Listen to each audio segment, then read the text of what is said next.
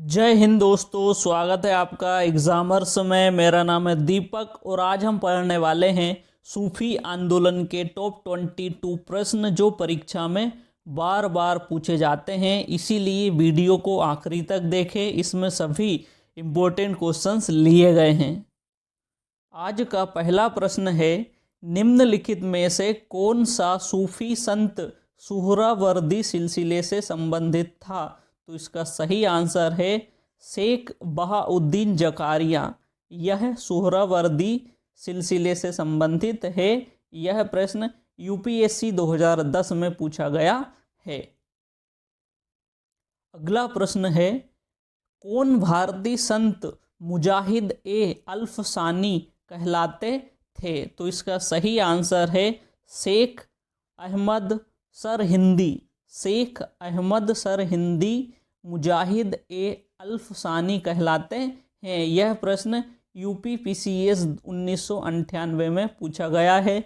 यहाँ जो भी प्रश्न पूछे गए हैं वह किसी न किसी एग्ज़ाम में पूछे जा चुके हैं और बहुत इम्पोर्टेंट हैं, इसीलिए वीडियो को पूरा देखें।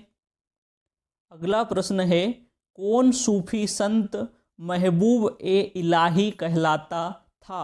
तो इसका सही आंसर है शेख निजामुद्दीन ओलिया। शेख निजामुद्दीन ओलिया को महबूब ए इलाही कहा जाता है। अगला प्रश्न है, निम्नलिखित सूफियों में से किसने भारत को पृथ्वी का स्वर्ग कहा है? तो इसका सही आंसर है अमीर खुसरो। अमीर खुसरो ने भारत को पृथ्वी का स्वर्ग कहा है। अगला प्रश्न है, यह बहुत इम्पोर्टेंट प्रश्न है, किस सूफी संप्रदाय ने योग क्रिया को अपनाया था? तो इसका जो सही आंसर है वह है चिश्तियाँ। चिश्तियाँ जो संप्रदाय है इसने योग क्रिया को अपनाया था। यह प्रथम मुस्लिम संप्रदाय है जिसने योग क्रिया को अपनाया। तो इसका सही आंसर है चिश्तियाँ संप्रदाय। अगला प्रश्न है, वह सूफी संत कौन था जिसे अपने युग का श्रेष्ठतम संगीतज्ञ माना जाता था और जिसने अपने आप को अनहल हक घोषित किया? तो इसका सही आंसर है मंसूर बिन हल्लाज। मंसूर बिन हल्लाज। प्रसिद्ध पुस्तक कलीला व दिमना निम्नलिखित में से किससे संबंधित है? तो इसका सही आंसर है हिंदू दर्शन पद्धतियाँ। यह प्रश्न यूपीएससी 2008 में पूछा गया है, तो यह बहुत इम्पोर्टेंट हो जाता है। अगला प्रश्न है, दस्तार बंदान कौन कहलाते थे? तो इसका सही आंसर है उलेमा। जो उलेमा होते थे उन्हें दस्तार बंदान कहा जाता था। अगला प्रश्न है, खानकाह क्या था? तो इसका जो सही आंसर है वह है सूफी संतों का निवास स्थान। सूफी संतों के निवास स्थान को खानकाह कहा जाता था। अगला प्रश्न है, हुनूज दिल्ली दूरस्थ, दिल्ली अभी दूर है, यह वाक्य किसका है? तो इसका सही आंसर है निजामुद्दीन ओलिया। निजामुद्दीन ओलिया ने तुगलक वंश के राजा गयासुद्दीन तुगलक को कहा था कि दिल्ली अभी दूर है। अगला प्रश्न है, निम्नलिखित सूफियों में से किसको अलख कहा जाता था? तो इसका सही आंसर होगा अब्दुल कुद्दुस गनगोही। अब्दुल कुद्दुस गनगोही को अलख कहा जाता था। अगला प्रश्न है, इल्मे इलाही मुहम्मदी नामक रहस्यवादी सिद्धांत का प्रतिपादन किस सूफी संत ने किया था? तो उनका नाम है ख्वाजा मीर दर्द। इन्होंने इल्मे इलाही मुहम्मदी नामक रहस्यवादी सिद्धांत का प्रतिपादन किया था। अगला प्रश्न है, 13वीं और 14वीं शताब्दी का एक प्रधान सूफी संत निजामुद्दीन औलिया संबंध रखता था, तो किस सिलसिले से रखते थे निजामुद्दीन औलिया संबंध? तो इसका सही आंसर है चिश्ती सिलसिला। अगला प्रश्न है, मुहम्मद के उत्तराधिकार का प्रथम खलीफा कौन था? तो इसका सही आंसर है हजरत इब्राहिम अली। अगला प्रश्न है, भारतीय इतिहास में हिजरी सन निम्नलिखित में से किससे संबंधित है? तो इसका जो सही आंसर है वह है मोहम्मद हजरत का मक्का से मदीना पलायन से।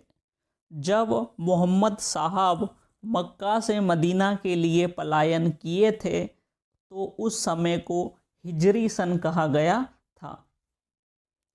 अगला प्रश्न है, ख्वाजा कुतुबुद्दीन को बख्तियार की उपाधि किसने प्रदान की थी? तो इसका सही आंसर है ख्वाजा मोइनुद्दीन चिश्ती। अगला प्रश्न है, चिश्ती व्यवस्था का संस्थापक था? तो इसका सही आंसर है अबू इसाक।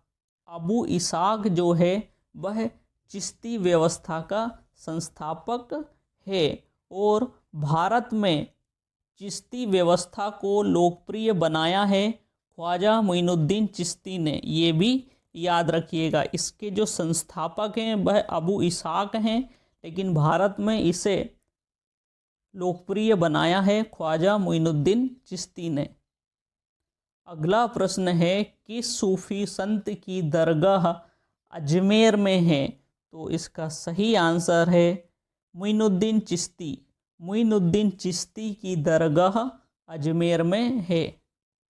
अगला प्रश्न है, सूफी आंदोलन मूलतः कहाँ से प्रारंभ हुआ था?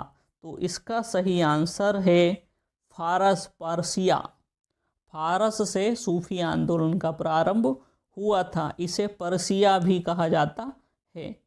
अगला प्रश्न है, सलीम चिश्ती की दरगाह किस स्थान पर स्थित है? तो इसका सही आंसर है फतेहपुर सीकरी। फतेहपुर सीकरी में सलीम चिश्ती की दरगाह स्थित है। अगला प्रश्न है, निम्नलिखित में से किसे शेख उल हिंद की पदवी दी गई थी? तो इसका सही आंसर है शेख सलीम चिश्ती। शेख सलीम चिश्ती को शेख उल हिंद कहा गया था। यहाँ कुछ महत्वपूर्ण तथ्य मैं आपके लिए लाया हूँ। सूफी संत और उनकी उपाधियाँ। शेख निजामुद्दीन औलिया को महबूब ए इलाही की उपाधि दी गई थी। सैयद मोहम्मद गेसुद राज को बंदा नवाब की उपाधि दी गई थी। शेख अहमद सरहिंदी को मुजाहिद की उपाधि दी गई थी और शेख नसीरुद्दीन महमूद को चिराग ए दिल्ली की उपाधि दी गई थी। कुछ और फैक्ट हैं जो हर एग्ज़ाम में बहुत इम्पोर्टेंट होते हैं। सूफी मत और उनके प्रवर्तक, जो चिश्ती जो मत है उसके प्रवर्तक हैं मोइनुद्दीन चिश्ती। सुहरावर्दी संप्रदाय के जो प्रवर्तक हैं वह है शिहाबुद्दीन सुहरावर्दी। सत्तारी एक सूफी मत है, उसके जो प्रवर्तक हैं वह हैं शेख अब्दुल्ला सत्तारी। फिरदौसी के जो प्रवर्तक हैं वह हैं बदरुद्दीन और ऋषि के जो प्रवर्तक हैं वह हैं शेख नसीरुद्दीन।